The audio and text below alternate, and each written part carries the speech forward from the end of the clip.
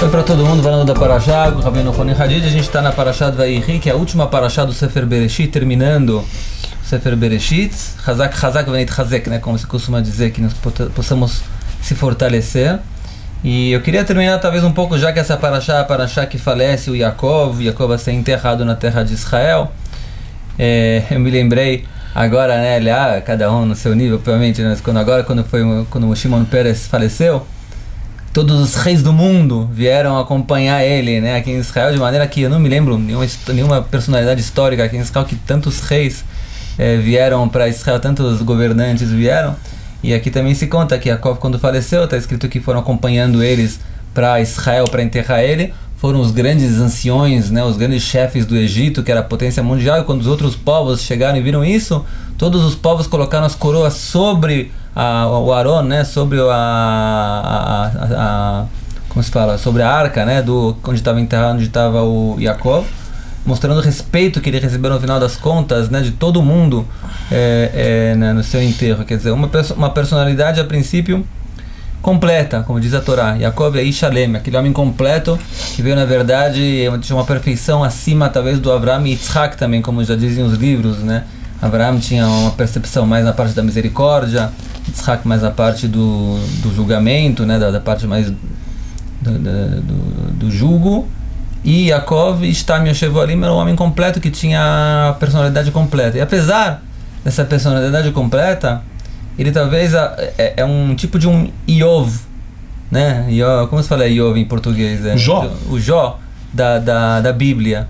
Porque ele mesmo fala sobre si mesmo como ele sofreu o tempo todo, a tal ponto que quando ele chegou na frente de Paró pergunta: quantos anos você tem? Ele fala: não, e a mim me atim veraim, eu pareço assim velho porque eu sofri muito na minha vida. Ele sofreu muito, ele trabalhou duro, ele teve que fugir de Esav, teve que passar na casa de Lavan. Ele mesmo fala o quanto ele trabalhou na casa de Lavan, à noite gelo, ele não dormia, e depois ele perdeu o Yosef, durante muitos anos ele teve sem Yosef, depois quando baixou o Binyamin, Shem, com a filha dele Adinah também, que foi capturada também na cidade de Shem, quer dizer, como se diz, né, com acento Yiddish, né, judaico, né, muitas tzures, muitos problemas ele teve.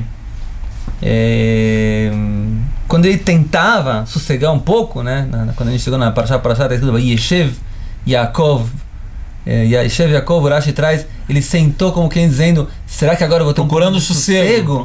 Deus falava: não tem sossego, sossego é no mundo vindouro, você aqui veio para trabalhar. Sim. Quem é esse Yaakov que veio para o mundo para trabalhar o tempo todo sem parar e o tempo todo com desafios sofrendo tanto? Você fez uma feliz comparação, cada um no seu nível, entre Shimon Peres e Yaakov. O Shimon Peres, você falou que no enterro dele estavam grandes figuras, governantes e tal. Foi falado uma coisa interessantíssima sobre o enterro do Shimon Peres. Ele foi o produtor do enterro dele, ele foi o diretor. Ele disse antes de morrer quem são as pessoas que iam participar, quem ia fazer discurso. Um amigo dele lá que falava com ele toda sexta-feira a fazer discurso, o presidente americano ia fazer um discurso se ele viesse.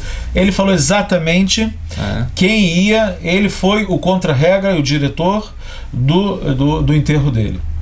E isso Yaakov também fez.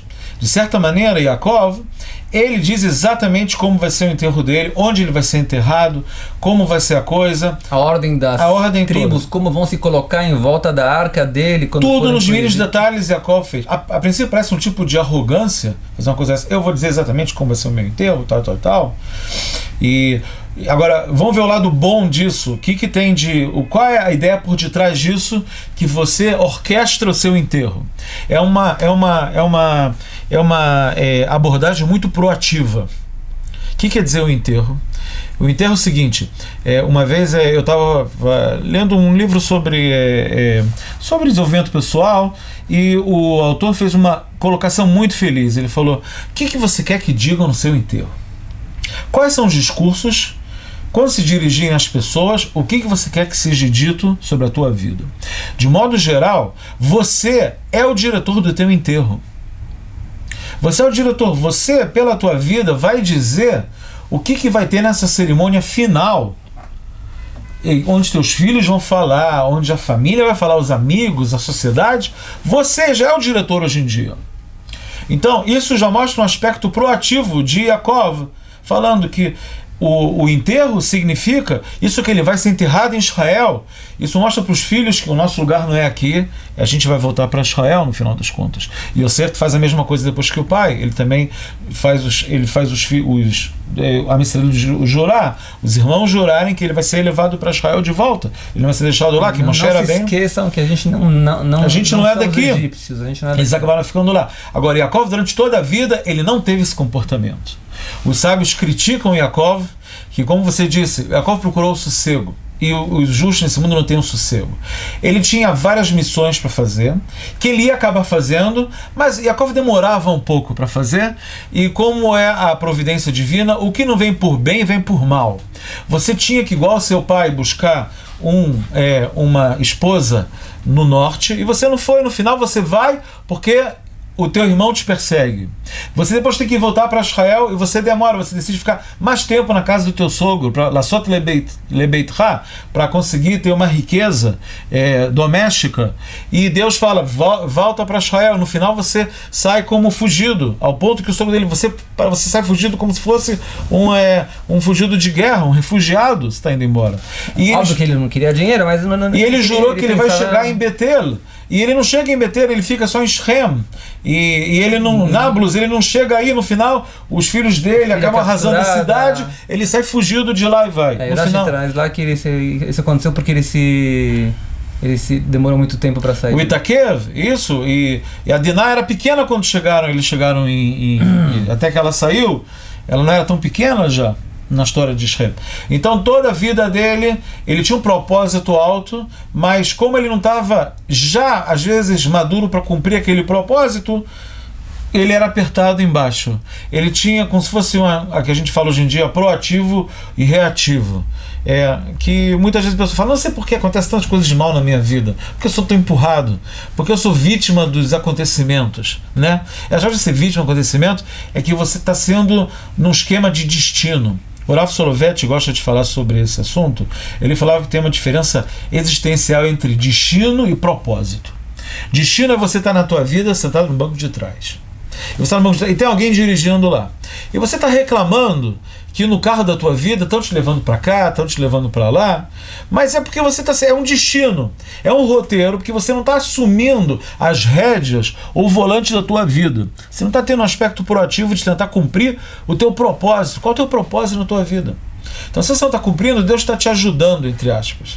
Ele pode dar por bem ou por mal. Pode criar uma série de situações, como ele fez com Yaakov, acabou empurrando Yaakov para todas as estações que ele tinha que... A Gemara diz, o Talmud diz que Raglav Sheladam Arivim Lo, os pés da pessoa são fiadores para onde ele tem que chegar. Você pode não estar olhando para lá, você não está indo, o teu pé já vai te levar para lá. Quer dizer, o mundo físico, a realidade física, já vai te levar para esses lugares se você não fizer isso de maneira ativa. E quanto mais você negar, né, fazer a tua posição, fazer o que você precisa fazer, mais as reações vão ser extremas do lado de... Cada vez mais drásticas. Mais drásticas, né? Cada vez mais drásticas. Exatamente a mesma história, gozada, porque os próprios Hazar, nossos sábios, trouxeram que Yaakov e Yosef tinham muita coisa em comum. Tudo que aconteceu com Yaakov em microcosmos aconteceu com Yosef também. E Yosef foi exatamente o mesmo formato que você apresentou também, porque ele tinha que trabalhar muito na sua verdade perante Deus, conforme está escrito que no começo da sua vida a gente falou sobre isso, ele penteava o cabelo, se arrumava o cabelo.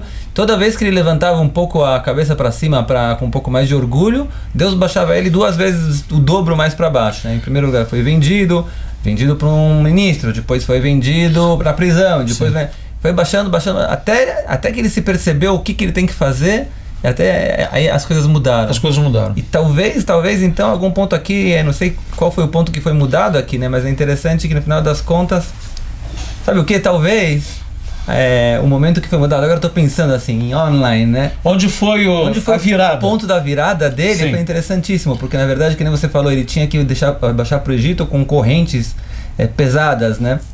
E tem um ponto aqui que a gente vê que ele não demorou, ao contrário do que você falou antes, onde está escrito aqui que Deus fala para ele, baixa para Mitzrayim, não demore.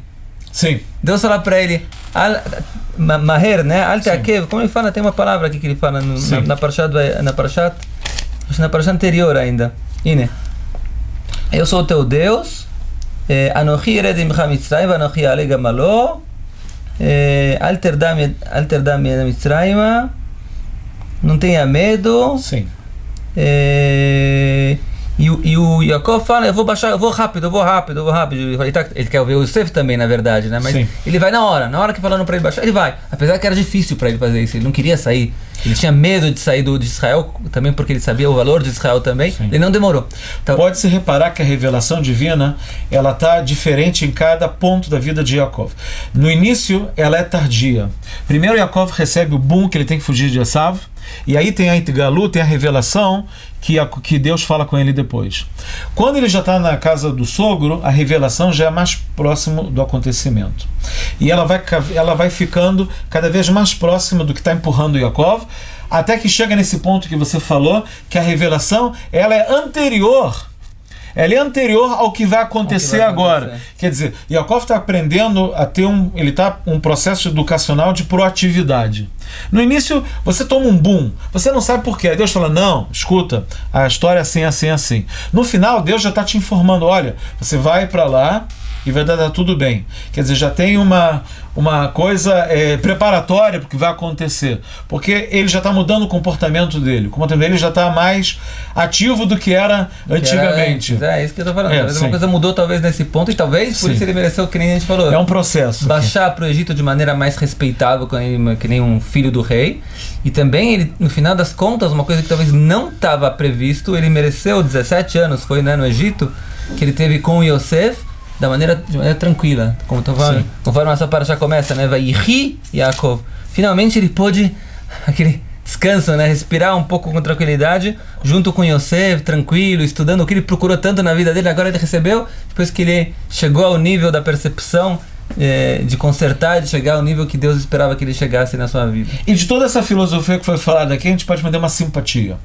A simpatia é a seguinte, é o truque, a dica, que se você quer sofrer menos, seja mais proativo, esteja mais consciente do que você tem que fazer na tua vida, para que a providência divina não comece a jogar um jogo pesado com você. Você quer jogar um jogo leve e não quer que jogue um jogo pesado?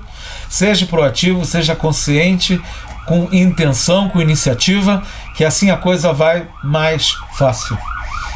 Para todo mundo então, para vocês também, um Shabbat Shalom, boa proatividade para vocês.